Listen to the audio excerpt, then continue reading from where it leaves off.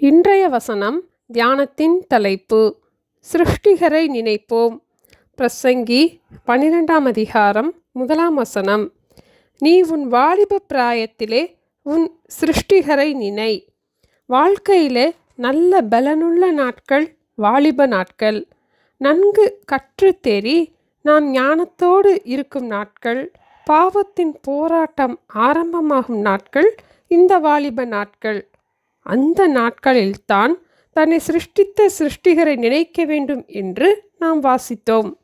ஏனெனில் அவரே நம்மை உண்டாக்கினவர், நம்மை பாதுகாத்து நடத்தினவர், நாம் பரிசுத்தமாய் வாழ நமக்கு உதவி செய்கிறவர்.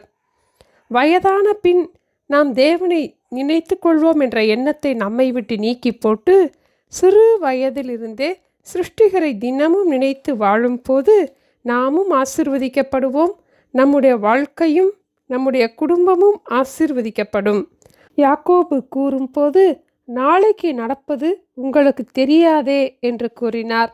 நாளைய நாள் நம்முடைய நாள் அல்ல, நமக்கு ஆண்டவர் கொடுத்திருக்கும் இந்த நாளிலே நம்மை உண்டாக்கின தேவனை நம் வாழ்க்கையிலே நினைப்போம். டாண்டுலயன் என்ற சிறு செடி ஐரோப்பாவில் உள்ள ஒரு வீட்டின் முன்பாக தோட்டத்திலே வளர்ந்திருந்தது. அந்த செடியின் பூக்கள் பார்ப்பதற்கு சிறு சூரியகாந்தியின் பூக்களைப் போல இருக்கும். இந்த படத்தில் கூட அந்த பூவை நாம் பார்க்கலாம். அதிகபட்சம் 1 அடி உயரம் வரைத்தான் வளரும். அந்த செடியில் மஞ்சள் நிற பூக்கள் பூத்திருந்தது. அந்த பூ மருத்துவ குணம் நிறைந்திருந்ததால் அதை சாலடுக்கும் சூப்புக்கும் பயன்படுத்துவார்கள். அன்று காலை அந்த பூக்களை பறிப்பதற்கு ஏற்றபடி இருந்தது. அந்த வீட்டார் வேறு வேலை நிமித்தம் பிறகு பறித்து கொள்வோம் என்று விட்டுவிட்டு போய்விட்டார்கள். அன்று வெயிலும் அதிகமாக இருந்தது, காற்றும் இருந்தது. பின் வந்து பார்த்தபோது அந்த மஞ்சள் நிற பூக்கள் வெள்ளை நிறத்திற்கு மாறி எல்லாம் பறந்துவிட்டது. சரியான நேரத்தில் பறிக்காமல் போய்விட்டேனே என்று வருந்தினார்கள். பூக்கள் ஆயத்தம், நான் ஆயத்தமாகாததால் பூக்களை இழந்து விட்டேனே என்றார்கள். இதுபோல நம்மை சிருஷ்டித்த தேவன் நம்மோடு இடைப்பட ஆயத்தமாக இருக்கிறார். நாம் ஆண்டவரை நினைக்க, அவரோடு பேச ஆவலோடு ஆயத்தமாக இருப்போம். நமக்கு கொடுக்கப்பட்ட இந்த நாளிலே நம் சிருஷ்டிகரை நினைப்போம். இதே அதிகாரம் 1ஆம் வசனத்திலும் 7ஆம் வசனத்திலும் நாம் இவ்வாறு வாசிக்கிறோம்.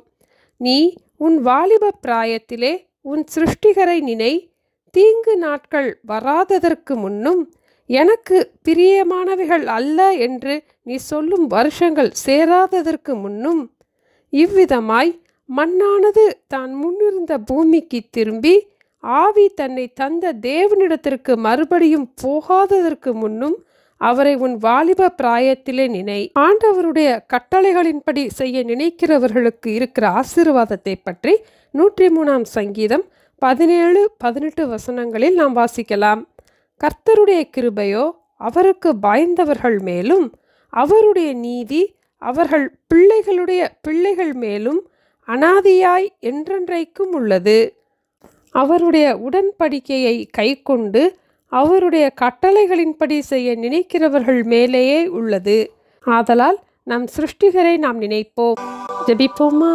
எங்களை நேசிக்கிற எங்கள் அன்பின் ஆண்டவரே, இந்த நாளிலும் கூட வீணான காரியங்களை நினைத்து எங்களுடைய நேரத்தை, எங்களுடைய வாழ்நாளை நாங்கள் வீணாக்கி விடாதபடிக்கு எங்கள் சிருஷ்டிகரை நினைக்க எங்களுக்கு கிருபை தர ஜெபிக்கிறோம் அப்பா.